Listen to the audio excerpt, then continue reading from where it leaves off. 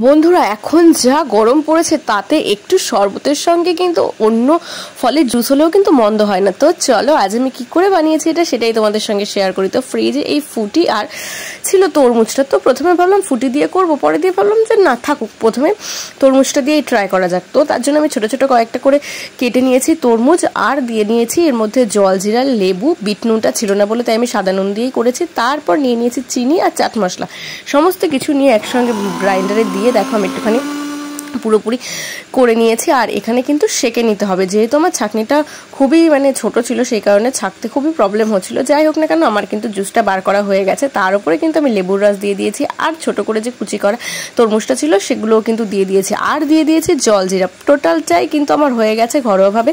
যদি কেউ জলজিরা স্কিপ করতে চাও তো করতে পারো, আমার খুব একটা মিষ্টি পছন্দ না, একটুখানি টক টক ঝাল ঝাল বিষয় থাকবে তাহলে বেশ ভালো লাগে খেতে। তো চলো এবার টেস্ট করার পালা, টেস্ট করে দেখি। তো খেয়ে আমার দারুণ লেগেছে, দারুণ। গরমের মধ্যে এরকম একটা জুস কিন্তু তোমরা খেতেই পারো বানিয়ে। তো ভালো লাগলে অবশ্যই লাইক কমেন্ট আর শেয়ার করো, আর ভিডিওটা কেমন লাগলো সেটা অবশ্যই কিন্তু জানিও বন্ধুরা। বাই।